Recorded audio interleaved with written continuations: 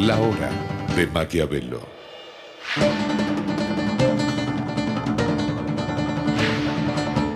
Para conocer a los que están detrás del poder.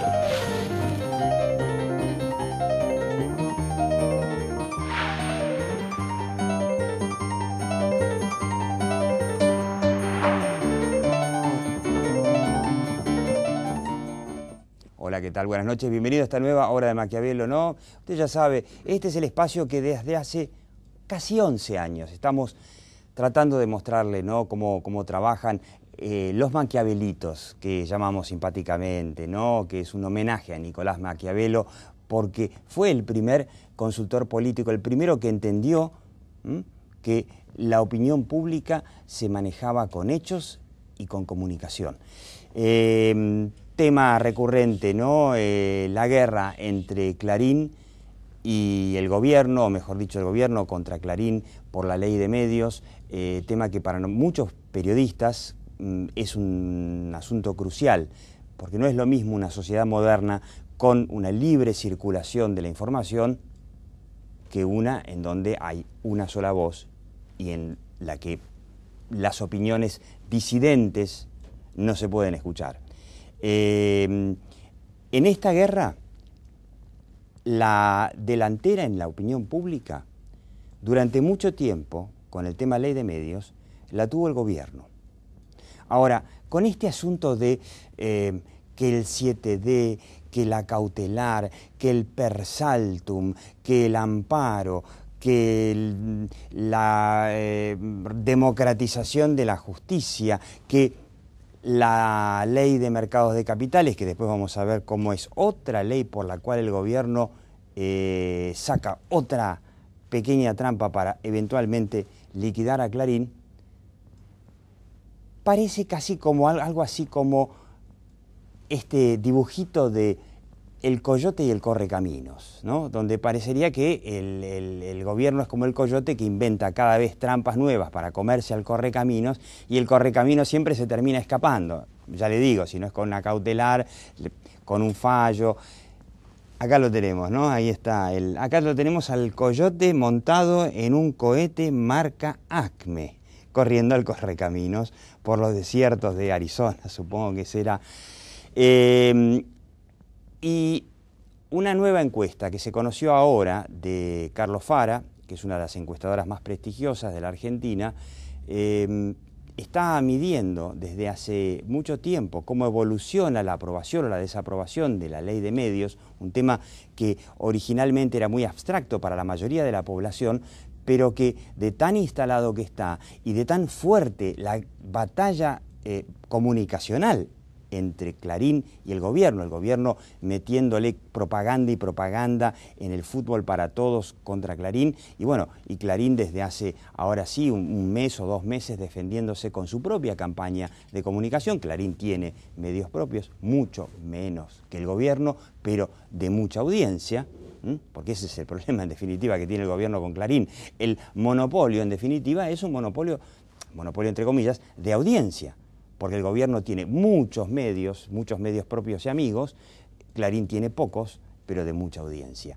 Y a ver si podemos ver esta nueva encuesta de Carlos Fara, que mostraba cómo efectivamente a lo largo del tiempo, acá está medido desde el principio de la ley, desde 2009 hasta ahora, el gobierno, que es el azul o el negro de acuerdo, salvo en el inicio mismo, en donde la ley era muy controvertida, el gobierno llevaba la delantera hasta que llegamos a noviembre, post 8N, donde nuevamente la desaprobación de la ley de medios es mayor a la aprobación. Otro de los datos interesantes de esta encuesta, a ver si lo podemos ver, acá tenemos una pregunta un tanto lúdica, por supuesto, ¿no? Si tuviese que optar entre Cristina Kirchner y el diario Clarín, obviamente que la gente no elige entre un diario o entre una presidenta, también en la mayor parte del tiempo la gente elegía a Cristina, salvo allá por el año 2009, y ahora nuevamente se cruzaron las líneas y hoy la opinión pública, esto es una encuesta de Capital y Gran Buenos Aires, la opinión pública prefiere 37% a Clarín, 36% a Cristina Kirchner, 21% a ninguno de los dos. También es interesante cómo la opinión sobre el Grupo Clarín mejoró. Hoy está equilibrado, está en 29% positiva, contra un 23% que tenía en septiembre. Esto digo hoy, en realidad esto es noviembre, ¿no? Contra una negativa que tenía en septiembre de 34 y hoy es 29, o sea, está equilibrada. Con lo cual, ¿qué significa esto? Que a medida que se va debatiendo el tema de la ley de medios, la gente está entendiendo de qué se trata. ¿De qué se trata?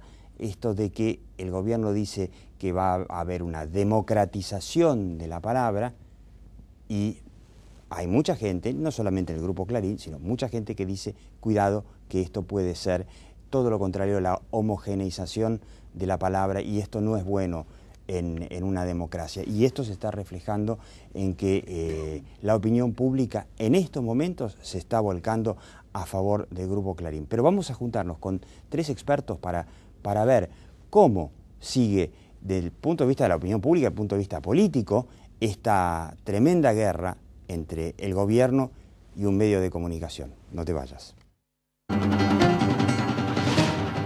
La hora de Maquiavelo.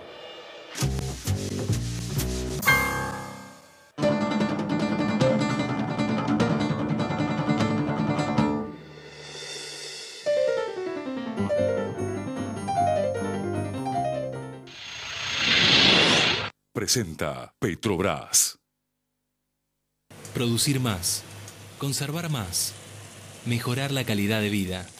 Ese es nuestro compromiso de agricultura sustentable. Y para eso trabajamos todos los que hacemos Monsanto. Presenta Petrobras.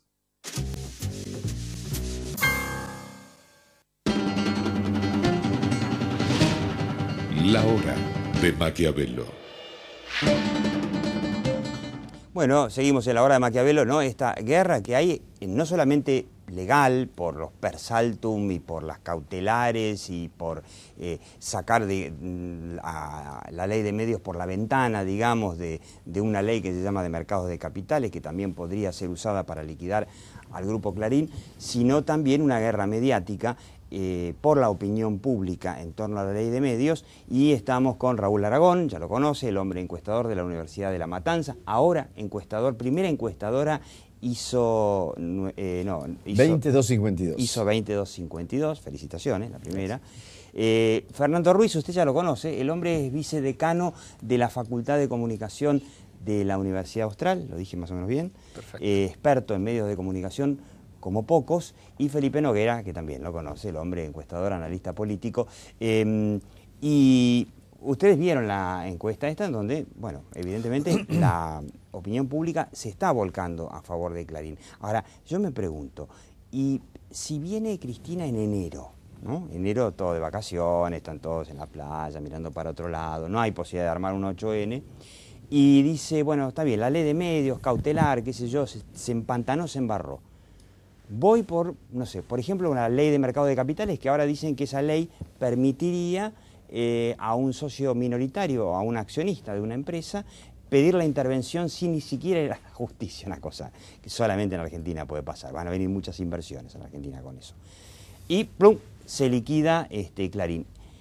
Esta encuesta significa que la gente lo va a tomar así nomás. ¿Cómo lo ven? No, yo no creo que la defensa de Clarín sea una preocupación en el imaginario. Lo que sí es una preocupación en el imaginario es la violencia contra Clarín, pero no la defensa necesariamente. Claro, es como que Clarín, al jugarla de correcamino, digamos, del débil, ¿no? El que juega el débil hoy en la política moderna es el que tiene la delantera ante la opinión pública. Sí, no es que haya algo a favor de Clarín, hay algo en contra del estilo oficialista. Sí. Esa es la.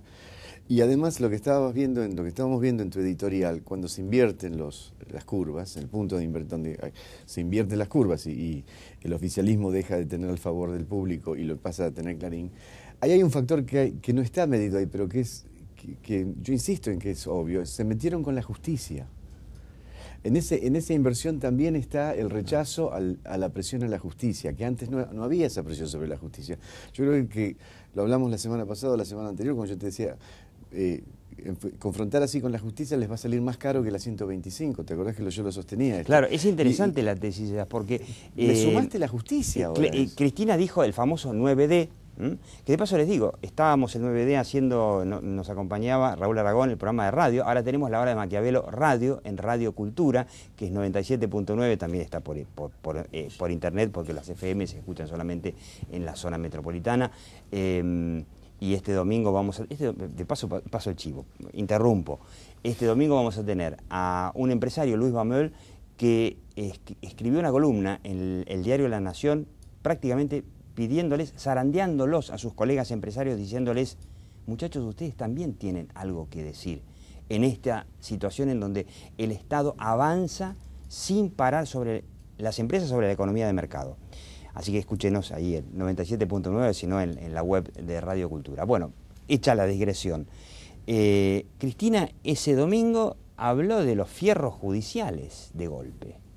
Eso es muy complicado. Es mucho. La justicia tiene todavía un halo de reconocimiento, de positividad, que vos te metés con eso y no les gusta a la gente. Y cuando veamos lo de Marita Verón, que supera, es porque también es porque indigna el acto, pero además lo que más indigna es la defección de la justicia.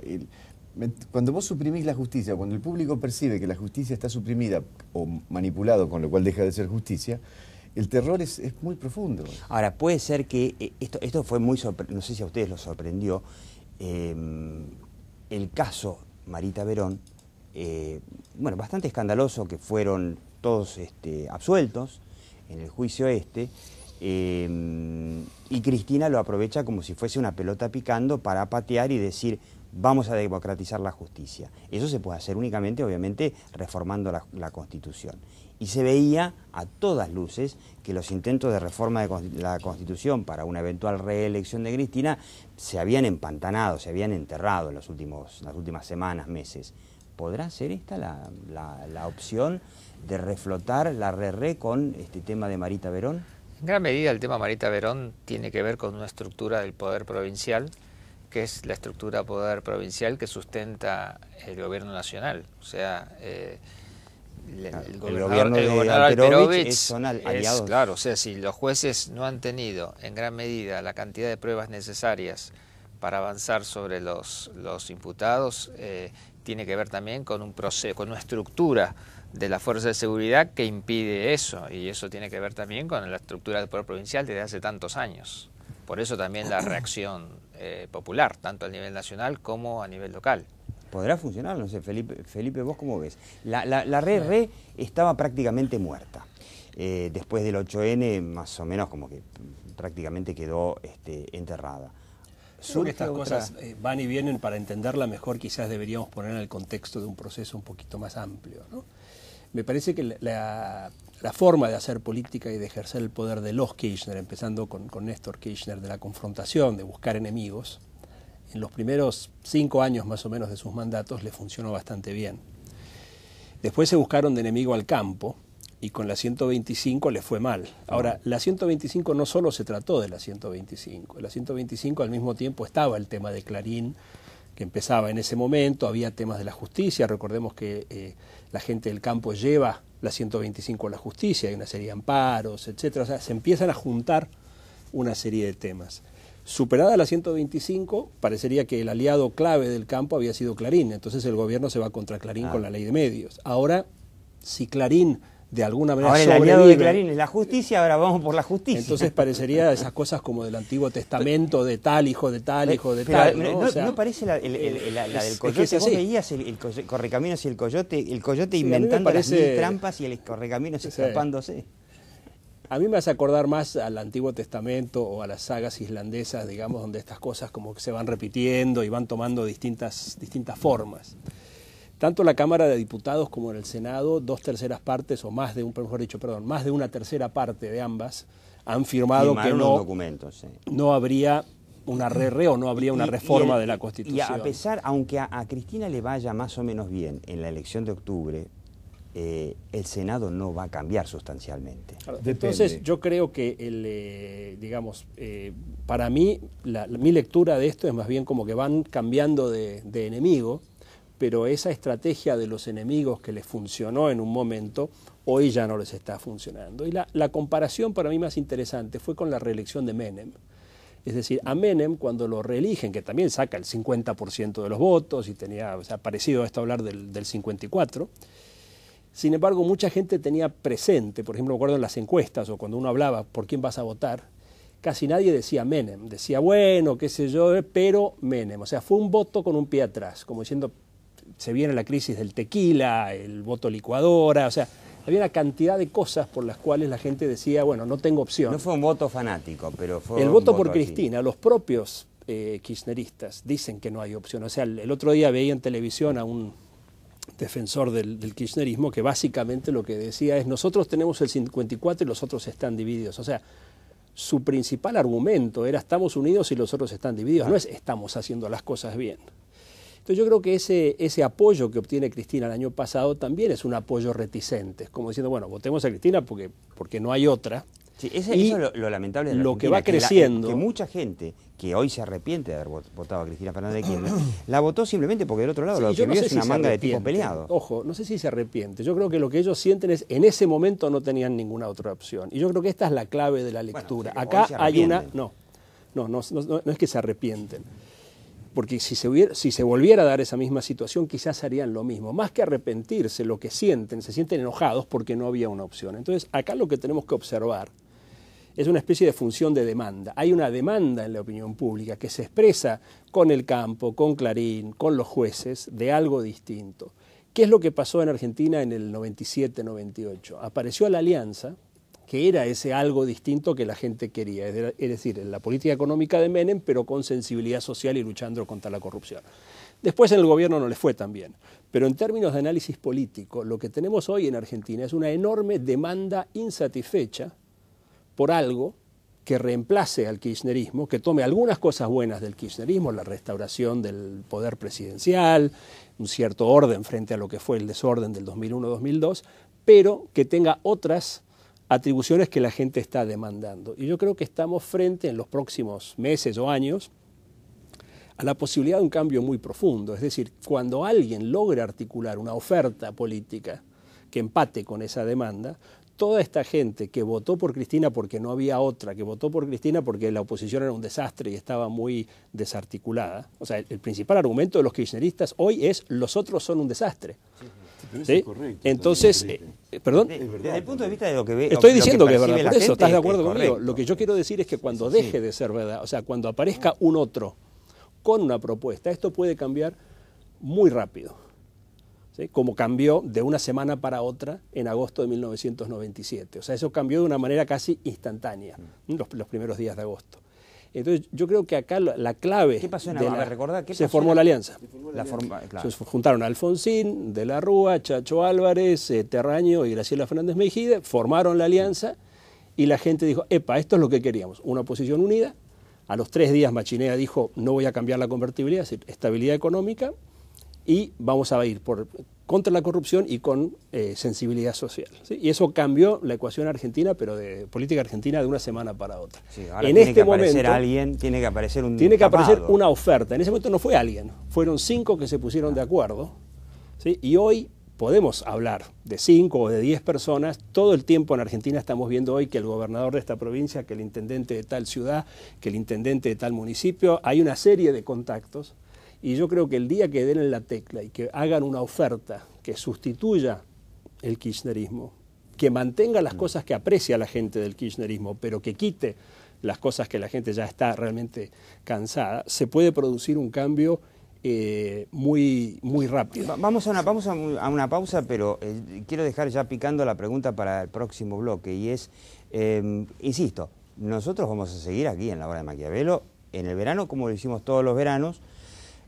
La pregunta es si el gobierno nos va a dejar. O sea, si más allá de esta medida cautelar que ampara a Clarín hasta que el proceso por estos 2 artículos de la Ley de Medios llegue a la Corte Suprema, puede llevarse todo el año 2013 tranquilamente, si Cristina lo va a dejar, porque tiene por ahí otras herramientas pensadas para ir quizá por afuera de la Ley de Medios.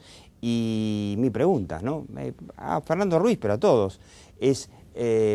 ¿puede una oposición que hoy no existe existir sin medios de comunicación que la escuchen? No se vaya. La hora de Maquiavelo. IOMA. Aportás según lo que ganás. Recibís la cobertura que necesitas. Y elegís el profesional que querés. Sistema Solidario de Salud. IOMA.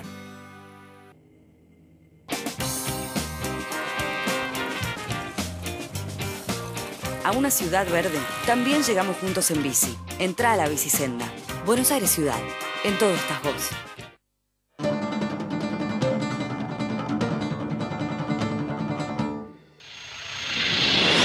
Presentó Petrobras.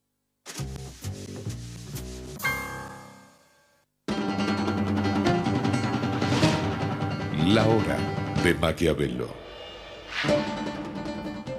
Bueno, parece que coincidimos más o menos en que la oposición, para decirlo estilo Minguito, no existe. La oposición, o sea, no quiero ofender a nadie porque hay media docena de líderes opositores que están en los medios, que toman iniciativas, que van hasta incluso a manifestarse, son un puñado, pero la pregunta es, ¿están en los medios? Sí, no. Y si los medios no están... Los medios son básicos para la visibilidad de la oposición. Para poner un caso histórico, cuando en marzo de 1951 el presidente Perón cerró o expropió el diario La Prensa, desde el 51 hasta el 55 la oposición tuvo prácticamente ninguna visibilización, Quedó el recurso de los panfletos, o sea, fue 3 años de enorme auge en la Argentina de los panfletos. Hoy tenemos las redes sociales. Claro, que son los panfletos nuevos, pero no tienen el impacto y la posibilidad de construir públicos comunes que al mismo momento reciben los mismos mensajes que tienen los medios de comunicación de masas, que siguen siendo relevantes. O sea, las redes sociales son muy relevantes, pero ya han demostrado las revoluciones árabes y otras revoluciones que ha habido contra gobiernos autoritarios en los últimos años, que las redes son el primer momento del encuentro social. Luego se necesita que ese encuentro social llegue a las pantallas televisivas. Y es ahí cuando realmente la situación política toma una dimensión nacional. Me parece que lo que dice Fernando Ruiz es muy importante, porque hay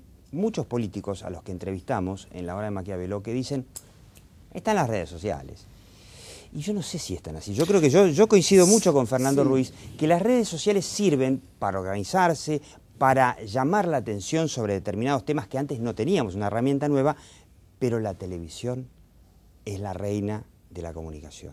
Después quizá la radio ayude también, pero la televisión en el es 8N, todo. por ejemplo, el 8N fue una construcción en gran medida de las redes sociales. Luego se produce lo que produjo la movilización, y lo que produjo el impacto fuerte del 8N es ver la movilización en la pantalla de televisión. Claro, porque El 8N proceso. existió gracias a que TN mostró el 8N. TN y después los otros, ¿no? Y después los otros, y después, por supuesto, se puede revivir el 8N. Hoy, en cualquier momento, usted se mete en YouTube, hay 1000 imágenes de gente que la subió, obviamente. Pero es cierto lo que decís, Fernando, pero falta un paso más, digamos. Está bien, el fenómeno, las redes sociales te organizan la puesta en acto social, pero instantáneamente, o el paso siguiente, lo que se necesita es una organización.